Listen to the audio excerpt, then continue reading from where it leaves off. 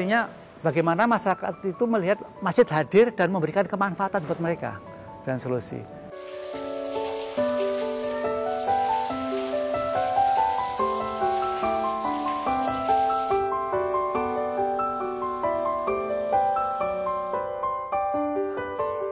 Problem kita adalah 3 masalah: ekonomi umat, masalah pendidikan, masalah kesehatan umat. 3 hal penting.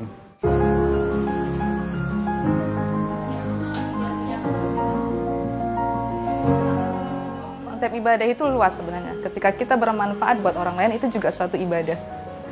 Fungsi manusia adalah bermanfaat bagi orang lain, kan?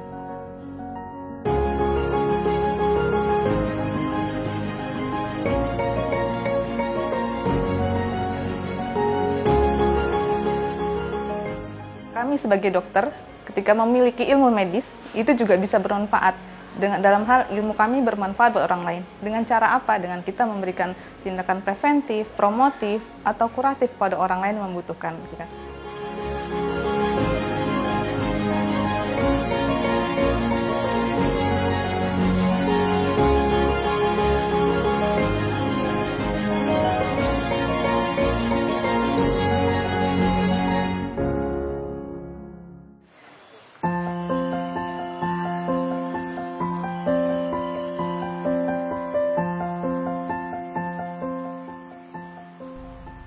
Sejak dulu, masjid telah lama menjadi pusat kehidupan umat Islam. Masjid adalah tempat ibadah, tempat umat berkumpul untuk mendekatkan diri kepada Allah. Namun, masjid juga memiliki peran sosial yang sangat penting untuk memberikan manfaat bagi umat.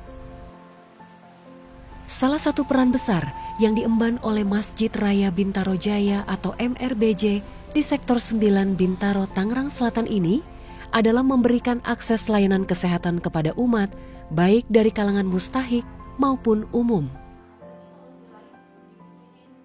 Jadi masjid minimal ada 5 pilar yang peran dari masjid. 1 sebagai Baitullah untuk beribadah, untuk sholat. Baitul Tarbiyah untuk belajar Quran, juga belajar ilmu yang lain juga. Baitul Dakwah untuk pencerahan umat. Terus Baitul Muamalah, itu masjid harus menjadi tempat interaksi antar umat.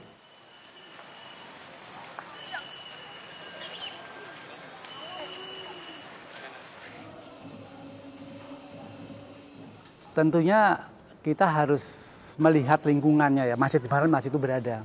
Ada masalah apa di lingkungan dari masjid itu. Karena kita berharap masjid itu bisa memberikan solusi, bisa memberdayakan masyarakatnya, sehingga kita bisa secara keumatan bisa bersinergi, tentunya menghasilkan suatu energi yang lebih baik.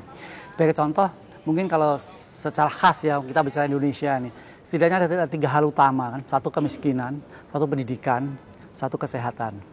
Nah demikian juga MRBJ mencoba masuk ke sana juga. Assalamualaikum. Kak, saya mau baru bisa mengbayar. Ini KTP-nya sama kartunya ya? Iya. Mau ke dokter umum atau gigi? Dokter umum. Ayo, ditunggu dulu ya Bu, duduk dulu sebentar ya. Nah kesehatan tadi menjadi 1 dari 3 penting tadi kita melihatnya di masyarakat itu. Kesehatan, kami punya namanya LKU, Lembaga Kesehatan Umat. Namanya juga untuk umat kan. Jadi kalau mereka nggak mampu bayar karena mereka kelasnya mustahik, gratis. Kalau untuk umum murah juga. Cuma dengan 75.000 mereka dapatkan konsultasi, dapat obat, kalau dibutuhkan obat, mungkin juga ada lab kecil gitu, baik milik umum maupun gigi.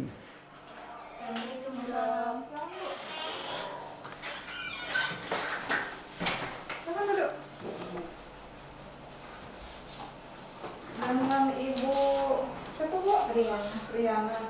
Kliniknya masjid ini ada lebih banyak ke arah sosialnya, bagaimana kita bisa melayani mereka yang tidak mampu. Sehingga mereka dengan, kebetulan mustahik MRBJ itu punya kartu. Mereka 3 bawa kartu ini mendapatkan pelayanan gratis.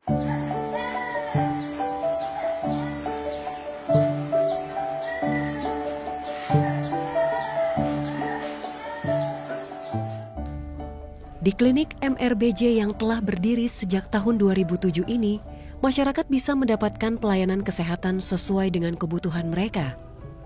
Bagi mustahik, mereka diberikan layanan gratis sebagai bagian dari hak mereka yang berhak menerima zakat. Sementara bagi masyarakat umum, klinik ini memberikan tarif yang sangat terjangkau, bahkan lebih murah dibandingkan dengan klinik umum lainnya.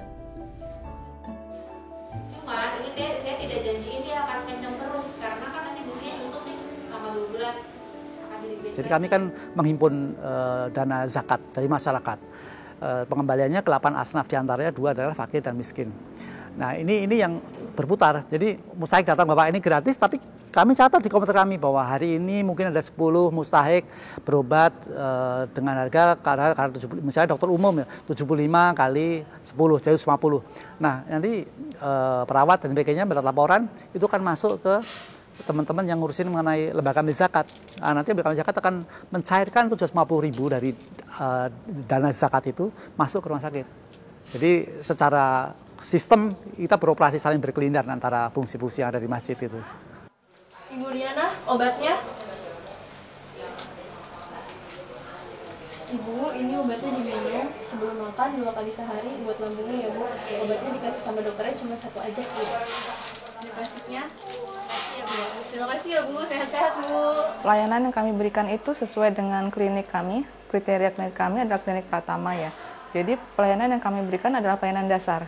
Misalkan untuk standar dokter umum, bukan dokter spesialis ya. Walaupun kami klinik masjid, tapi kita tetap berkiblat kepada aturan pemerintah. Aturan bagaimana kriteria mendirikan sebuah klinik Pratama, SDM-nya seperti apa, skill yang harus diberikan seperti apa, seperti itu. Konsep kami kembali ke dakwah ya Mbak ya, ibadah gitu kan. Sudah tugas kita sebagai umat untuk membantu yang tidak mampu gitu kan.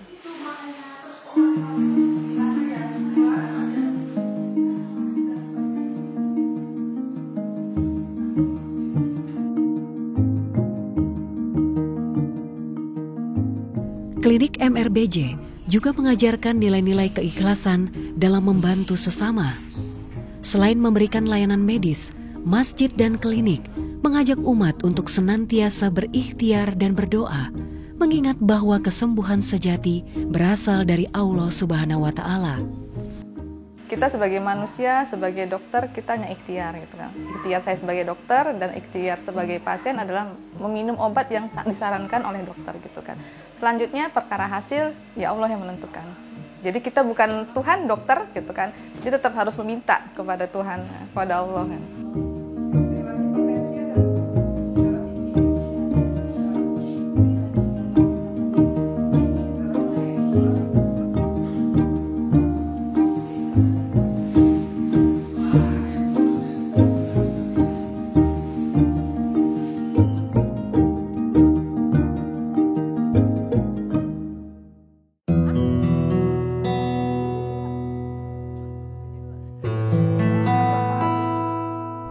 Di rumah sederhana ini, Siti Nur Halimah atau Imah tinggal bersama ibu dan keluarga kecilnya. Warga Pondok Aren, Tangerang Selatan ini adalah salah satu keluarga pasien dari klinik MRBJ. Suryati sang ibu yang berusia 75 tahun ini mengalami sakit berbulan-bulan lamanya. Sudah beberapa kali melakukan pemeriksaan di beberapa layanan kesehatan, namun tak kunjung sembuh. Perkenalkan, nama saya Imah. Nah, saya dari anak yang kelima, terutama anak bontot. Nah, kebetulan orang tua saya tinggal sama saya. Dan kebetulan untuk perawatan kesehatan mama saya itu memang di klinik Bintaro. Mak, nih kita minum obat dulu ya. Minum obat lambung sebelum makan. Pegangin daun airnya, ambilin daunnya. Kita dulu. Mantap.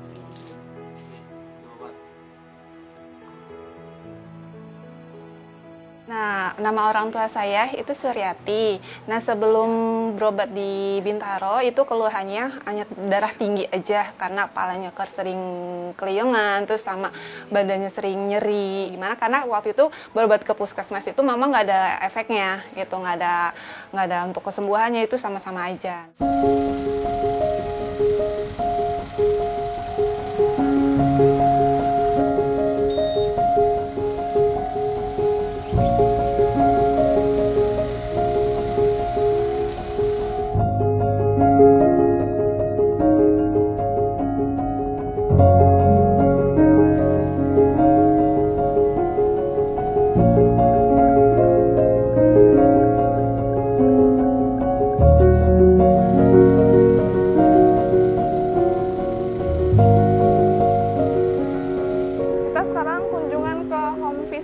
pasien memang pasien rutin kita dan dia memang sudah tua juga. Jadi untuk ke klinik agak merepotkan buat beliau.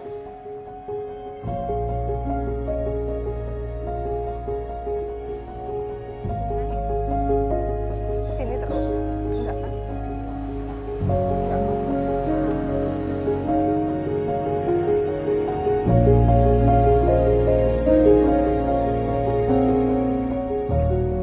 Kita bilang klinik kita gratis, ya gratis kliniknya, tapi transportnya mungkin lebih mahal gitu kan. Akhirnya ya beberapa kecuali kita mulai untuk visit, kita kunjungi lebih proaktif. Nah ini butuh pendataan, butuh artinya kita sendiri harus menanganinya dengan profesional juga. Assalamualaikum. Nyai.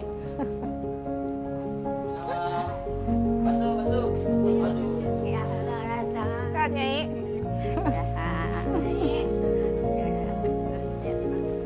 Kita tetap berdasarkan standar medis, standar kembali ke kedokteran, ajaran kedokteran seperti apa untuk kasus seperti apa gitu. Tidak dicampur adukan dengan mungkin pendekatan alternatif atau herbal atau apa, enggak ada. Nyai, kita kesini mau periksa dulu ya, mau periksa Nyai gimana kondisinya, sehat enggak? Karena kan udah berapa hari nggak kontrol, ya.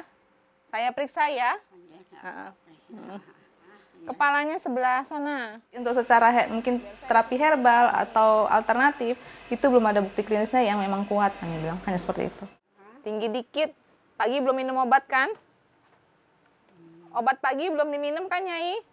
Obat yang pagi belum. Belum. Ya, baru mau minum tadi ke dapur.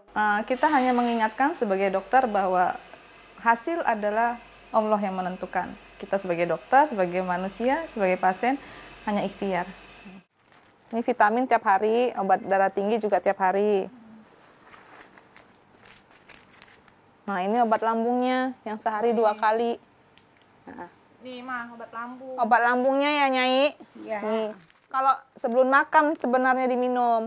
Cuman kalau Nyai lupa ya diminum aja, jangan nggak diminum ya. Istirahat ya, Nyai.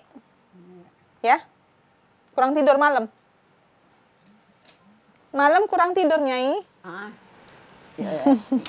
Kalau pengen buang air kecil, bangun. Oh gitu, bolak-balik bangun ya. Udah dari jam 12. Ya saya bantuin Nyai, saya bantu ngobatin Nyai, tapi Nyai juga rutin minum obat ya. Yang kita ikhtiar aja ya, Nyai.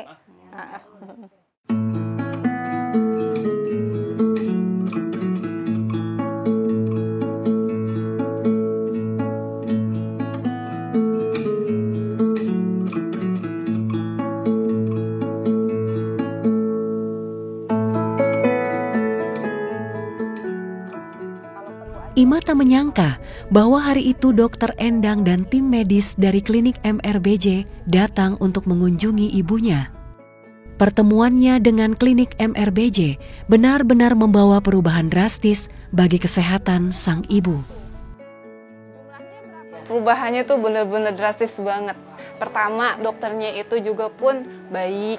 Dan kedua itu menghormati orang tua. Dan ketiga itu penelitian untuk diperiksanya itu teliti banget. Itu ditanya-tanya, Nyai apa keluhannya, apa-apa itu teliti banget. Jadi kalau misalkan nenek ada ngerasain apa-apa itu emang dokter tuh selalu nanya-nanya terus kan. Nah itu dokternya selalu ngingetin jangan makan ini, jangan ini. Pokoknya dokternya itu selalu ingetin yang apa nenek harus dijaga makanannya, terus harus diminum apa aja itu yang dijaga.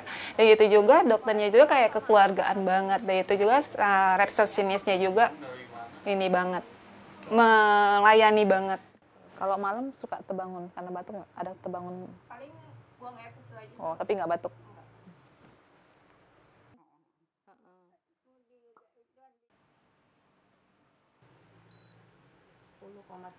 Asam uratnya 10,3. Agak tinggi ya. Asam urat tinggi. Ya lo kaget banget, kok dokter datang, jadi aku juga kaget, dan itu juga aku belum ada persiapan apa-apa kan, ya aku sih ngerasa ya bersyukur, alhamdulillah, terima kasih banyak sama dokter Endang, terus sudah berkunjung ke sini dan memeriksa mama saya gitu, sangat istimewa lah. Ini vitamin, jadi rutin tiap hari nggak apa-apa, ya. Alhamdulillah untuk merasa puas itu sangat puas banget Kak. Jadi saya ngerasa puas kayak saya saat ini mama saya jadi alhamdulillah udah agak mendingan, udah agak kesehatan, agak segeran. Dan kalaupun saya nggak sempat, dokternya berkunjung ke rumah Kak, itu tiap minggu kalau misalkan kita juga berkomunikasi dengan resepsionisnya gitu. Nyainya butuh istirahat sebenarnya ya Mbak ya. Supaya kan tadi kita periksa asam uratnya juga tinggi, kolesterolnya tinggi, itu sebenarnya istirahat perutnya, sama obat rutin diminum yang saya kasih kemarin waktu itu ya. Itu bantu biar Nyai gampang tidur, minum vitaminnya ya. Kalau saya pribadi saya senang ya ketika pasien yang saya tangani dari awal saya pegang gitu kondisinya jelek, dulu kemudian dia rajin kontrol ke saya, tapi semakin kesini kesehatan semakin baik, itu ada kebahagiaan sendiri. Kadang terucap di mulut mereka gitu, maaf ya dok, saya tidak bisa memberikan apa-apa, saya cuma bisa ngasih doa buat dokter. Nggak apa-apa Nyai, nggak apa-apa nenek, karena pasien saya rata-rata nenek-nenek ya gitu kan. Nggak apa-apa nek, yang penting doanya buat saya, buat keluarga saya. Itu yang kadang saya terenyuh gitu, kayaknya saya masa nggak ada saya nggak ada bantu apa-apa, saya cuma menyalurkan ilmu saya, tapi mereka bisa bahagia banget, senang banget. Itu yang saya tuh rasanya kebahagiaan yang nggak bisa saya ucap ya kali ya. Cuman saya bisa rasakan aja.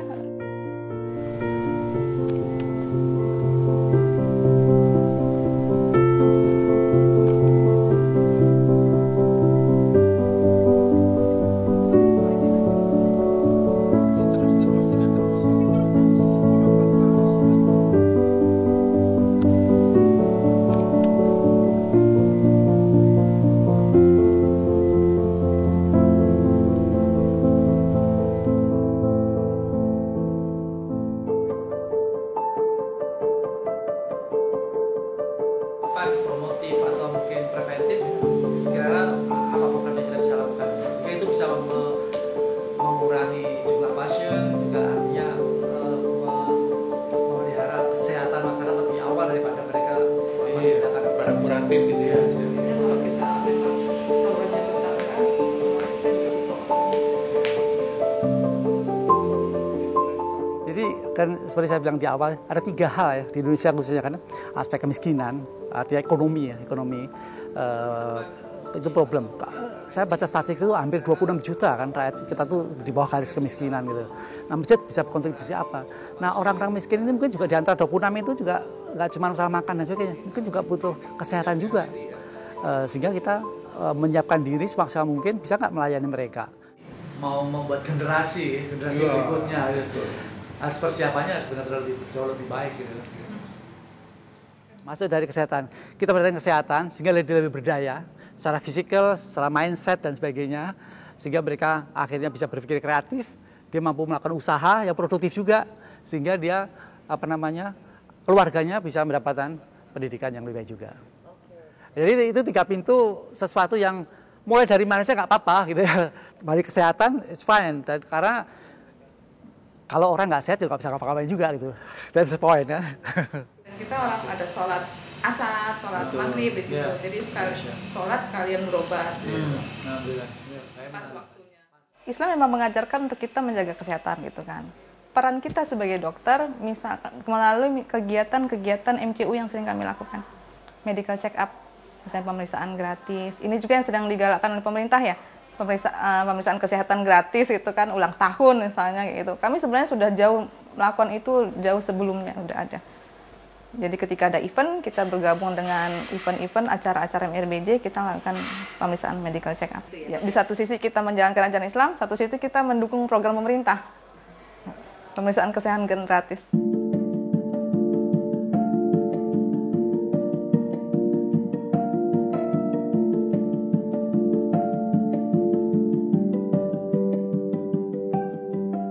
Jadi saya melihat di sini masjid itu untuk melayani sosial masyarakat warga Bintaro. Kayak nggak hanya Bintaro aja, di daerah Pondok Aren, Pondok Kacang itu juga melayani semua warga yang kayak kita ini. Jadi saya melihat sekarang tuh Masjid Bintaro Raya itu berkembang sangat memuaskan untuk masyarakat. Jadi nggak hanya untuk beribadah aja, tempat ibadah juga. Yang masih punya kupon ayo.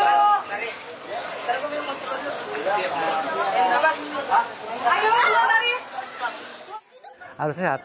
Kalau nggak sehat nggak bisa datang ke masjid. Jadi sehat menjadi hal yang penting gitu. Kalau kita belah lebih dalam lagi, untuk menjadi sehat, kalau bisa kita promotif dan preventif, berhenti di situ, jangan masuk ke kuratif. Telat. Apalagi kalau harus rehabilitatif lebih mahal lagi. Nah inilah masjid nyoba semaksimal kita mampu dengan resource yang ada, kita melakukan program-program yang diadakan, ujung-ujungnya bagaimana memberdayakan masyarakat dalam arti yang sebenarnya ya, dalam berbagai angle tadi ya. Gitu kira-kira Pak Minta. Oke.